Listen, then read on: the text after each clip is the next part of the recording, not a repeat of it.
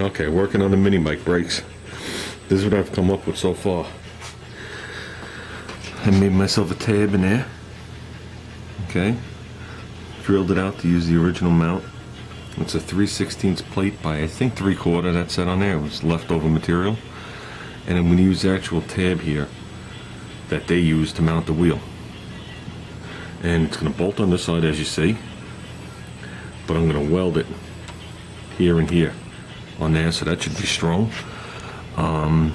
That's pretty much where it's going to be from what I'm looking at, because I'm going to be able to take the caliber off here and here and here. And that's the actual vice grips rubber. But yeah, it should be good. It should be good. And then I'm going to obviously make up a lower tab here. This hole right here, George was right. This hole right here, I looked at pictures online on what this was for. It originally had a stud sticking out with a hole drilled through it, and the cable casing came and pulled on it right there. So you couldn't mount this rigid anyway. Because that's actually a different piece of, not a different piece of metal, but it's on a different, how do you word this? When you squeeze this, the caliber floats. Okay, if I clamp this solid and I clamp this solid, it won't float anymore. It's two different pieces. So, but I think we're going to be good. It's going to need a little tweaking right now. As you can see, it's loose and draggedy dragging, but that's what the adjustment here is for, to free it up. See, basically what this adjustment is you're just seating the back pad. They don't leave it fully floating for some godforsaken reason, like a car. They only leave it floating on one side, and they allow you to adjust it here. So, well, I'm going to clean up the mini bike and just put 2 tack welds on there and continue building. I'd like to get this done today. So there's that. I showed you guys the handle. So hopefully when I'm done getting this thing on, I just have to make myself a nice bolt.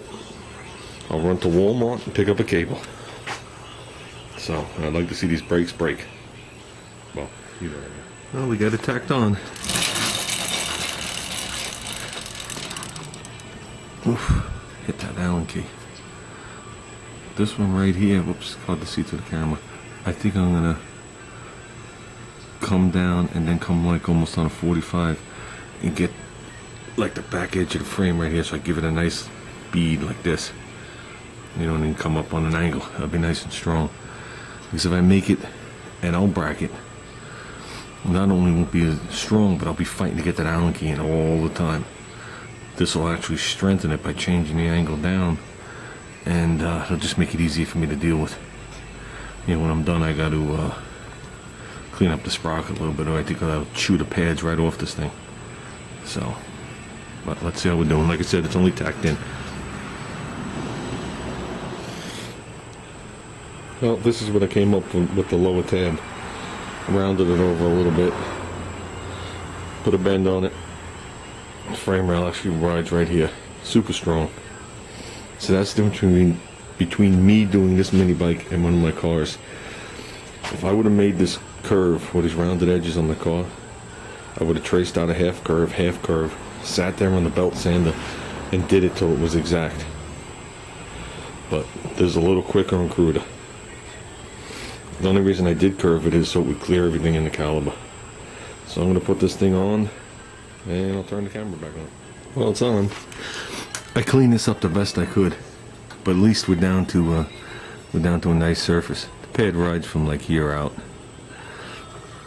And the backside, I actually spun this thing with my belt sander and held sandpaper on the backside. Because even if I unbolted this, unless I actually use like one of those wizard discs, I can't do it. And I don't have one, you know, here at home.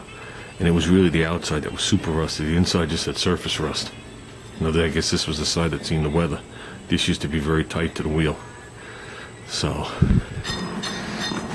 see, there's a little out of roundness to that sprocket. And this thing floats nice. Oops, let me get it in frame. This thing floats nice. I think we're good. Did a nice weld here. Nice weld across the back. This one I did a nice weld here and a nice weld across the bottom. Be damned if that's gonna come off. Right? What's the rule? An inch of weld holds 1,000 pounds, depending on if the material could support it. So that's enough welds to stop 32 Mack trucks. Yeah, right. But I have to get some oil for this thing for him because he wants to ride it today, and we'd like to ride this thing. So I'm gonna run up and get some oil for him so we can change the oil again. Seems like every time we drive it, we change the oil now. And I got to get some cables for this and get this brake going, and obviously put the chain back on and adjust the chain.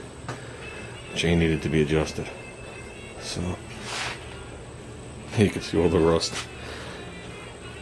Gonna be belt sander in this. Actually came out better than I thought it was gonna come out, the sprocket. I can't believe how this thing just lined up, how nice it lined up. I wish there was room to put two of them in case one of them doesn't cut it, but I don't think I can fit a second one the way the chain rides over here. So I think one will cut it. Okie doke. Well, that's what I'm going with. I obviously got to put a cable on it, but I made a little tiny L bracket here, which this bolt here is only being held on by one thread. That's all I had here. I'm going to get a longer bolt, and I'm going to put a lock nut on it so this thing can pivot a little bit and not loosen. Okay, I was going to make a stud with a whole big gizmo-y thing and whatever, and I was like, how do you put the adjuster thing on there? So, whoops, there you go, just like that. So, like I said, this is from those electric MX 500 650 electric dirt bikes. You saw me make the tabs. This right here is from a Ross Apollo 5-speed. That's from an old BMX bike, and I don't have one cable in the house that's long enough. Well, at least casings are long enough. Well, even this cable ain't long enough either. So I think this is gonna possibly stop me. If not, there's gonna be a lot of smoke and screaming. There's that one little spot on there.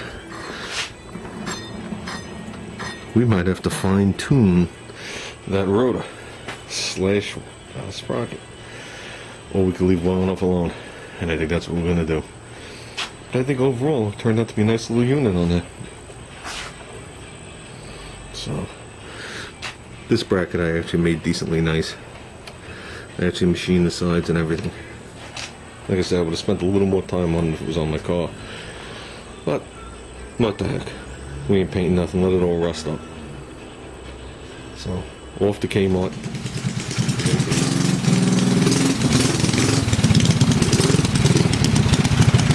Be careful! Hold on.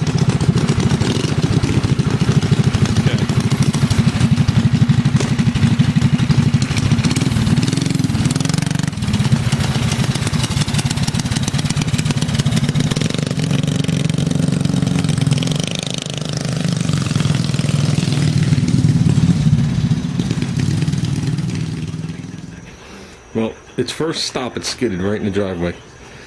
Then from there on, it was just a matter of adjustment, stopping. It was wearing the pads really quick. And one stop out of adjustment. So, I know this was a little rough for me belt sanding it. It seems to have polished up. And from what I could feel and see on the backside has too. So, I'm hoping we're at the point now where the brakes start to work instead of just grinding the material off. Plus, they're not too good in the rain. You know, It's not raining now, but it was raining 5 minutes ago. It was downpouring on us. So